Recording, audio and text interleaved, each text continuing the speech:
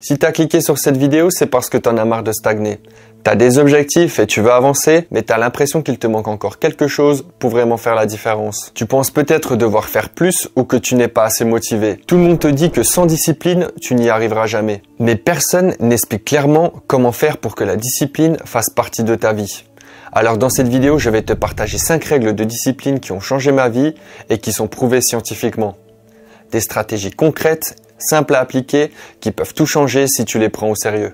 Règle numéro 1, ce n'est pas censé être facile. Le succès est inconfortable et c'est pour cette raison qu'il est rare. On vit dans une société où on veut nous apporter du confort le plus rapidement possible.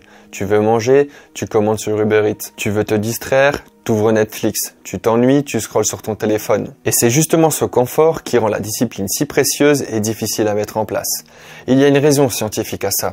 Notre cerveau est biologiquement programmé pour choisir le confort immédiat. C'est ce que les chercheurs appellent le biais du présent. Une étude menée par George Hensley en 1975 a montré que nous avons tendance à choisir une petite récompense maintenant plutôt qu'une grande récompense plus tard. Et pour le démontrer, il a mis en place un modèle expérimental simple. Les participants devaient choisir entre deux types de récompenses. Une petite récompense disponible tout de suite ou une plus grande récompense mais seulement accessible plus tard. Et ce qu'il a constaté, c'est que la plupart des gens choisissent la récompense immédiate. Malgré le fait qu'ils sont au courant que la récompense du futur est plus intéressante, ils ne savent pas attendre. Ça prouve que la discipline ne va pas de soi. C'est l'opposé de ce que veut faire naturellement notre cerveau. Donc si tu te retrouves à vouloir repousser l'effort, à choisir la facilité et procrastiner, ce n'est pas parce que tu es paresseux, c'est parce que ton cerveau agit en mode par défaut. Mais là où ça devient intéressant, c'est que la conscience de ce mécanisme est la première étape pour reprendre le contrôle. Parce que si tu comprends que ce n'est pas censé être facile et que ton cerveau est programmé biologiquement pour choisir la facilité,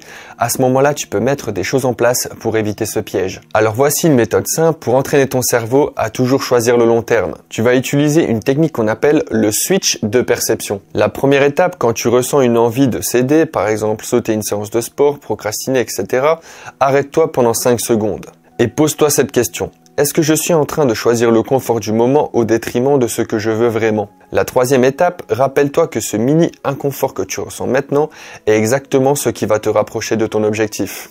Le cerveau apprend par la répétition. Plus tu choisis l'effort, plus tu affaiblis le réflexe de la procrastination. Ce qui nous amène à la deuxième règle qui a complètement changé la façon dont j'aborde mes objectifs. Je pense que c'est l'un des déclics les plus puissants que tu pourras avoir dans ta vie. C'est que la discipline est plus puissante que la motivation. Laisse-moi te parler d'une étude fascinante menée par Angela Duckworth, psychologue à l'université de Pennsylvanie et autrice du best-seller Grit. Dans cette étude, elle a travaillé avec un groupe de lycéens qui se préparaient à un examen important. Au départ, tous les élèves devaient visualiser leur réussite, s'imaginer réussir leur examen, ressentir la fierté, penser à toutes les portes que ça allait leur ouvrir de réussir. Jusque-là, c'est de la motivation classique. Mais ensuite, les chercheurs ont séparé les élèves en deux groupes. Le premier devait simplement écrire un texte sur une personne influente de leur vie. Le deuxième groupe, lui, devait faire deux choses très spécifiques. 1. Identifier les obstacles qui allaient probablement les empêcher de bien réviser. 2. Écrire des phrases du type « S'il se passe ça, alors je ferai ceci ». Le groupe qui a appliqué cette méthode a complété 60% de questions d'entraînement en plus que le premier. 60%. Juste parce qu'ils avaient réfléchi aux obstacles qui pourraient leur arriver et qu'ils avaient trouvé une solution à l'avance, ils ont travaillé 60% en plus. Et là, on comprend un truc fondamental. Ce n'est pas la motivation qui fait avancer, c'est la structure, ta discipline. Ce que je retiens de cette étude, c'est que tu ne peux pas compter sur ton humeur pour bâtir ta vie. Parce que oui, certains jours, tu vas être motivé, mais d'autres, tu seras fatigué et tu n'auras pas envie. Et si tu relis tes actions à ton niveau d'envie, c'est à ce moment-là que tu stagnes. La discipline ne dépend pas de ton état émotionnel, elle dépend de ton système. Par exemple, si je veux faire du sport régulièrement, je ne me dis pas est-ce que j'ai envie de faire du sport aujourd'hui, mais je me dis plutôt si je n'ai pas envie de faire du sport, je vais au moins faire 10 minutes. Et tu sais quoi? Une fois sur place, j'y reste bien plus longtemps. Voici un exercice simple mais puissant. Étape numéro 1, choisis quelque chose d'important pour toi, que ce soit dans le business, dans le sport ou dans ta vie privée, et identifie les 3 obstacles les plus fréquents qui te freinent. Pour chacun des obstacles, crée une intention d'implémentation. Par exemple, si je me sens fatigué, alors je fais quand même 10 minutes. Si j'ai envie de scroller sur mon téléphone, alors je mets mon téléphone hors de ma vue. Si je perds la concentration, alors je change d'environnement pendant 15 minutes. Avec cet exercice, tu n'attends plus de te sentir motivé, tu sais déjà quoi faire. Ce qui nous amène à la troisième règle, fais ce que tu as dit que tu ferais. L'autodiscipline, c'est se respecter assez pour tenir ses propres promesses. Cette règle, elle paraît évidente, mais elle change tout. Parce qu'au fond, la discipline, ce n'est pas être parfait, c'est être fidèle à sa parole. Et pour ça, il faut apprendre à faire ce que tu as dit que tu allais faire, même quand c'est difficile, même quand personne ne te regarde. Et justement, il y a une étude qui prouve à quel point tenir ses propres engagements est lié à la discipline et surtout à la confiance en soi. Des chercheurs en psychologie ont mené une étude publiée en 2009 qui portait sur le lien entre l'intention, l'action et l'identité personnelle. Ils ont découvert que lorsque tu respectes tes engagements, même petits, ton cerveau renforce l'association entre l'action et ton identité personnelle. Les participants devaient planifier une action très simple comme planifier un rendez-vous ou accomplir une tâche administrative. Ceux qui exécutaient ce qu'ils avaient prévu augmentaient leur propre perception comme étant fiables et disciplinés. Ceux qui ne le faisaient pas développaient inconsciemment plus de doutes et de résistance pour leurs engagements futurs. Autrement dit, chaque fois que tu fais ce que tu dis, tu deviens cette personne. Et chaque fois que tu ne le fais pas, tu affaiblis ta propre confiance en toi. Parce que si tu te trahis régulièrement, même pour des petites choses, ton cerveau commence à associer le fait que ce que tu te dis à toi-même n'est pas très sérieux. Du coup, tu perds en puissance et tu ne t'écoutes plus. Tu promets, tu procrastines. Et tu tombes dans un cycle où tu perds ton estime de soi et ta confiance en toi. La discipline commence dans les micro-engagements et pas dans les grandes résolutions. Par exemple, quand je dis que je vais travailler sur mon projet demain à 10 h, ce n'est plus juste une intention vague, c'est un contrat que je signe avec moi-même. Et même si c'est juste pour 20 minutes, c'est le fait de le faire qui change tout. Parce que je renforce mon identité personnelle fiable et cette identité, elle se construit acte par acte. Ce qui nous amène à la quatrième règle, maîtrise ta routine, maîtrise ta vie. Ton succès se cache dans ce que tu fais chaque jour.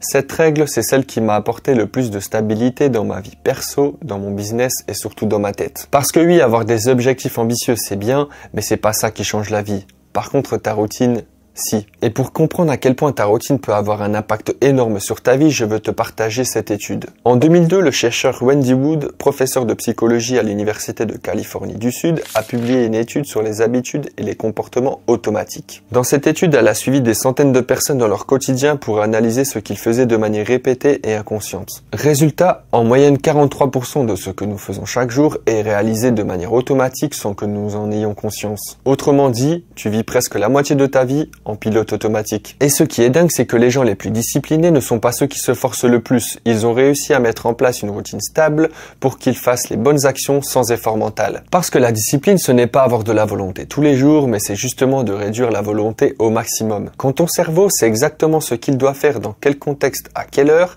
il agit sans résistance. Et c'est là que tu deviens constant, régulier et que les résultats arrivent. C'est ce qu'on appelle en psychologie la loi du contexte. Ce n'est pas toi qui décides si tu tiens ta routine, c'est ton environnement et ton système qui t'y poussent. Pendant longtemps, je me suis demandé comment certaines personnes faisaient pour être si régulières. Et j'ai compris que la vraie question était plutôt quel système ont-ils mis en place pour agir même quand ils n'en ont pas envie. Donc j'ai commencé à structurer ma journée autour de repères fixes et d'ancrage. Ma session de Deep Work commence à la même heure avec la même playlist. Mon entraînement est toujours programmé juste après le repas du soir et mon contenu est planifié chaque dimanche soir pour toute la semaine. Et maintenant, je me pose même plus de questions. C'est ma routine qui agit à ma place. Ce qui nous amène à la cinquième règle, la discipline, c'est la vraie liberté. C'est probablement la règle la plus contre-intuitive. La plupart des gens pensent que la discipline enferme, mais c'est l'inverse. Elle te libère. On a souvent cette image que la discipline est quelque chose de rigide, presque militaire. Mais en réalité, c'est celle qui te donne le plus de liberté. En 2000, deux chercheuses en psychologie, Shayna Yeager et Mark Lepper, ont mené une étude devenue célèbre sur la surcharge du choix.